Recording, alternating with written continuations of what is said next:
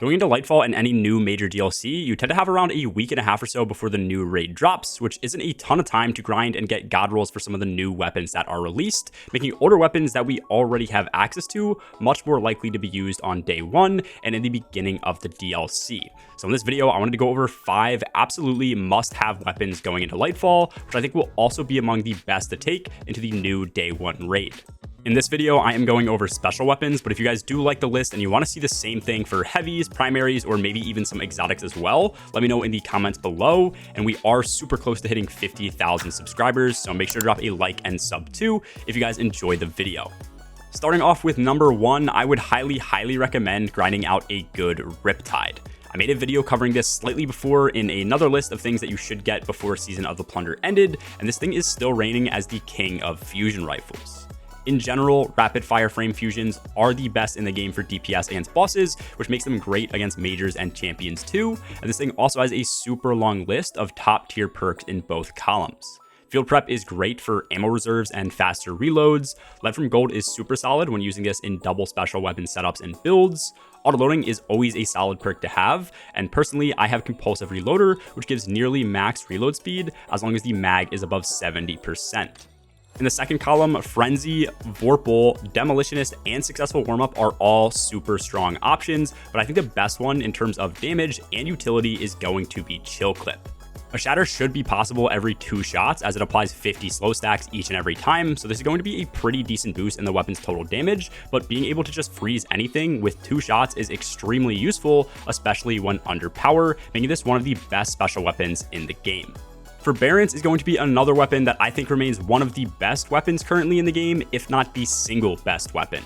The only downside is that wave frames tend to deal low amounts of damage. In regular content, this is easily going to one-shot red bars, but when in contest mode and even in GMs, this is much more common to 2-shot enemies. I still consider it one of the best endgame weapons for ad clear, but this can make the ammo economy of the weapon a bit less ideal.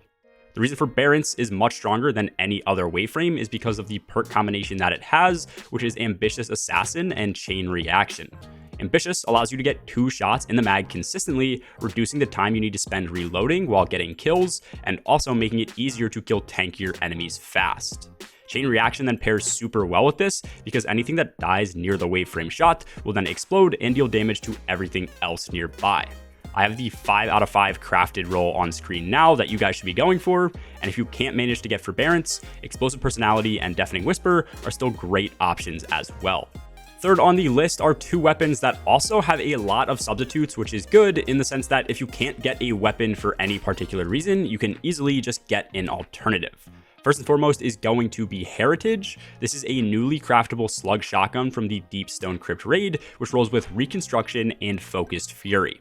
Autoloading is another good perk to get in the first column, and even though I don't think slug swapping is currently ideal for something like contest mode, just having a slug to kill majors and champions is great, and these are incredibly easy to use with high burst damage potential.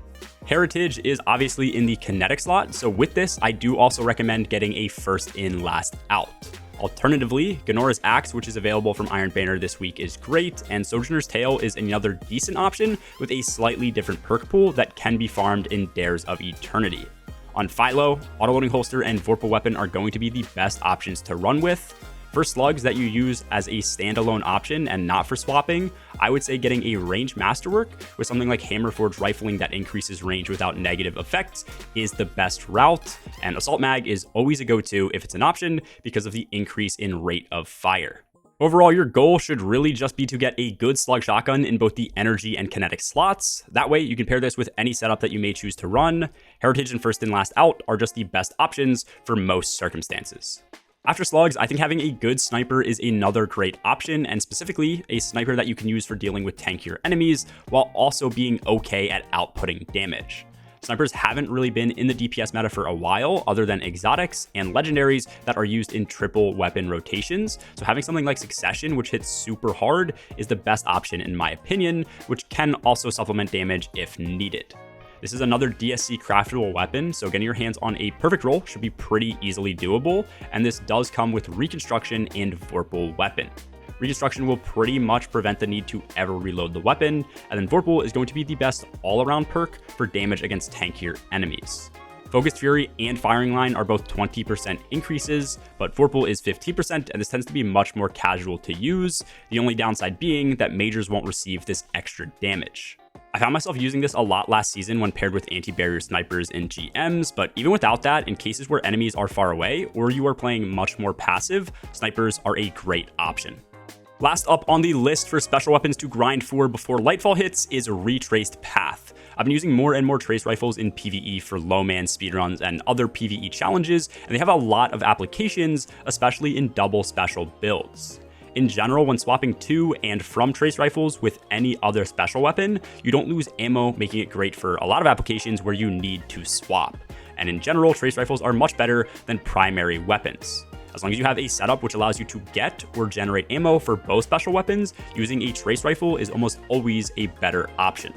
Retraced Path, in my opinion, is currently one of the best trace rifles you can get. Hollow Denial and Path of Least Resistance do have some solid roles and may honestly be better when synergizing with your subclass, but Subsistence and Incandescent is my personal favorite role on Retraced. I tend not to always be a fan of Incandescent because it isn't always the best when you can't trigger ignitions, but in harder content, Frenzy is always an option on Retraced Path as well, which increases damage, handling, and reload speed. So whichever role you opt for, I think overall it tends to be better than most of the other trace rifle roles in the game. I do think that Path of Least Resistance with Stats for All and Volt Shot could potentially be a stronger role, but I haven't tested that out personally yet to see if it actually is stronger. Those are the 5 special weapons that I think are the best to grind before Lightfall hits, and obviously I did go over some substitute options as well, but if there is anything that I left off the list that you think should be on here, let me know in the comments below. These were just the 5 weapons that I see as the best to get, so if you guys want another list with even more special weapons, feel free to comment that as well. I do also stream a bunch over on Twitch where we do low mans and speedruns live. A link to that and my Discord server are both in the description below. Anyways, that's all for this video, guys. As always, have a good one. Peace.